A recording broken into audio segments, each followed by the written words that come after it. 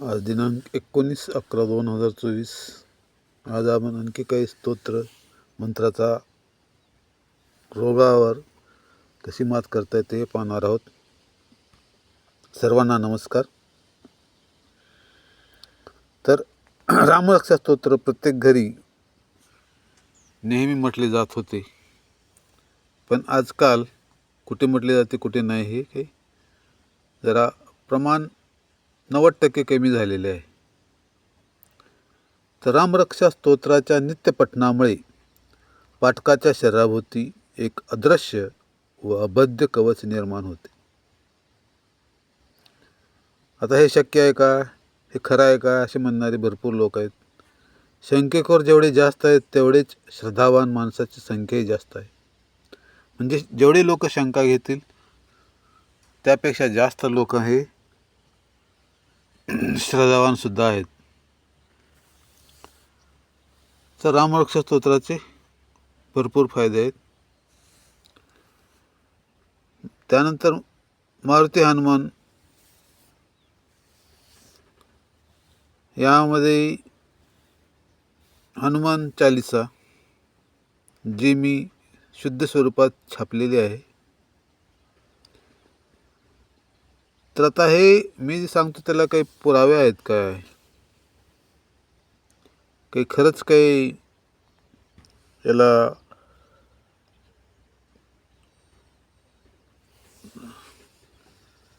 काही दृष्टांत आहेत काय, किंवा काही खरंच घडलेल्या गोष्टी आहेत का, हे बघितलं तर असंच दिसून येतं. संगीतामुळे गायी जास्त दूध देतात. वनस्पतीवर देखील अनुकूल परिणाम होतो, पिके चांगली येतात. अमेरिकेतील डॉक्टर सल्फ लॉरेन्स हिथ याने ध्वनी व संगीताचा उपयोग करून पोलिओ, अर्धांगवायू, स्नायुदोष, मुकेपणा इत्यादी असाध्य रोग बरे करण्यासाठी संस्थाच सुरू केलेली एक नवीन संस्था त्यांनी काढलेली आहे. म्हणजे हा मोठा पुरावा आहे. आणि आपल्याकडं कसं आहे, अमेरिकेनं सांगितलं, जपाननं सांगितलं की आपण लगेच पटकन त्याला मान्य करतो आणि त्यानुसार आपण वागतो. ज्यावेळेस आता पुढं चालून हे होणार आहे, मंत्राने उपचार हे होणार आहे, जागतिक पातळीवर सुद्धा याला मंजुरी मिळणार आहे, मान्यता मिळणार आहे. त्यावेळेस मग आपण जपाननं अमेरिकेनं सांगितल्यावर आपण ते खरं मानून आपण त्याचे खरे मानून आपण ते चालू करू. तर हृदयविकारावर श्री ललिता सहस्रनाम स्तोत्र हे रामबाण उपाय आहे. तर हे सहस्रनाम स्तोत्र म्हणून तयार केलेली विभूती रोग निवारणार्थ उपयोगी असते. तर कोणत्याही रोगाला ही विभूती लावता येते. रोगाच्या शरीराला ही विभूती लावली असता आजार कमी होतो. ज्याला ताप आहे त्याच्या कपाळावर आपला तळहात ठेवून श्री ललिता सहस्रनाम स्तोत्र म्हटल्यात ताप लगेच उतरतो.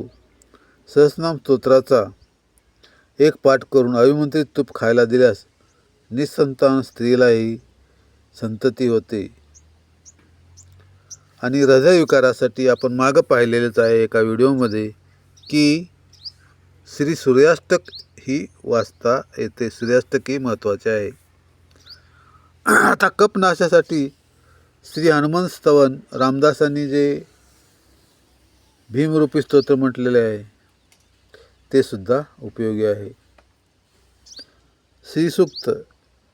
श्रीसूक्ताने अर्थप्राप्ती होते.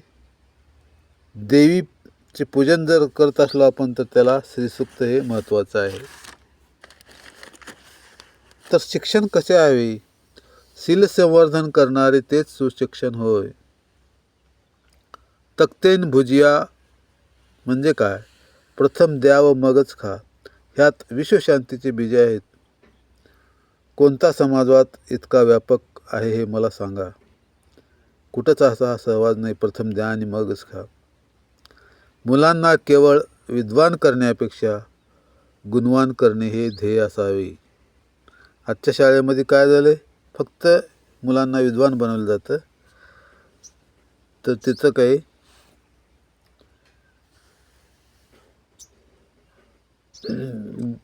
विद्वान गुणवान बनवलं जात नाही. काही संस्कार तेवढे जास्त होत नाहीत. हे आजच्या शिक्षणाची हार आहे. म्हणूनच शिक्षणाची नवीन पद्धती येत आहे. तर आज आपण येथेच थांबूया. एक प्रार्थना आहे, ती प्रार्थना दुसऱ्या व्हिडिओमध्ये आपण म्हणूया.